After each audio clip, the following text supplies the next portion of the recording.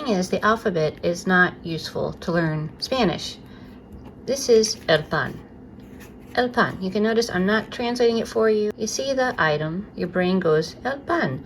If we flip it over and we start with the alphabet, then your brain is doing this thing where it's like trying to go and pick up information. So right now you have one item, the way you describe it is el pan. So if you want it, you like it, you don't like it, you just want to point it out, el pan, but you don't know how to write it or how to read it. And that is totally fine because you can now communicate this idea with el pan. If we add in the reading and writing part, now your brain is doing decoding. Your brain sees that word and you think, oh, that looks like a word in English, which means a pan. Then you've got the English down here. Oh gosh, we've got to decode that, and we've got TH sounds, and we're looking at all these different letters. Your brain is trying to decipher which one am I looking at. Now we've got the phonetic spelling.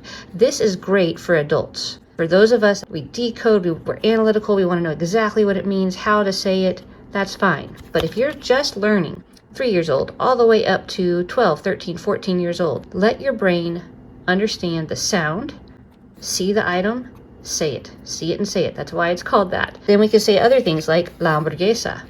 Isn't that nice? La hamburguesa. La hamburguesa. Your brain is not freaked out. You're not worried about it. You can just say la hamburguesa. You've probably practiced it a few times with me. And this means that, la hamburguesa. If I flip it over, oh my goodness, well, the H is silent, that's really long. Why are there so many U's there? Is the U silent or not? I tell you all the letter sounds. I could spell it for you. I could explain how to spell it. I could explain how to read it and how to write it, but that is not helpful for communication. La hamburguesa. We want to make sure we keep things as simple as it was when we learned our first language. Your brain is already hardwired to learn a language. Nouns first. Usually with those nouns, el pan, we want to put an opinion, right? This is me gusta.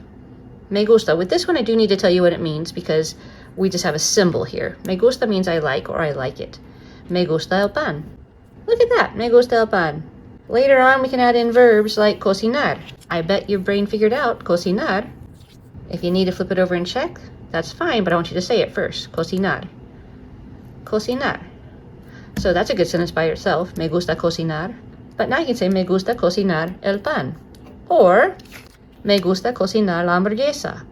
Once I start adding in letters, there's so much deciphering going on. There's just no need. I never sat down with my baby and said, B. B. B says B. Bread. It starts with a B. We didn't do that. We pointed at the bread and said, oh, do you want some bread? And then the baby would be like, yeah, whatever sound I need to make to get me that, I'm going to say that sound. Their brain is already hardwired to see the item, say the word. So please, alphabet is not a good thing to start with. It's honestly a detriment.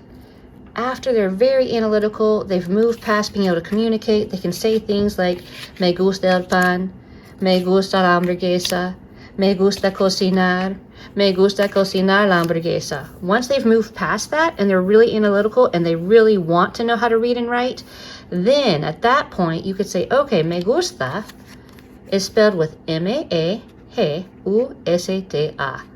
But I literally, in all the years I've been speaking Spanish, I think only one time have I used the necessity of actually knowing the names of the sounds. What it sounds like, sure, you want to get those basic vowel sounds down. Just so if you want to use it for reference, you've got a basic idea.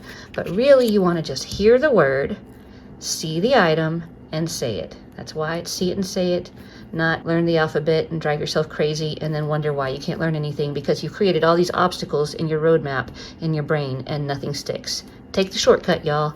Take the shortcut. See it, say it. El pan.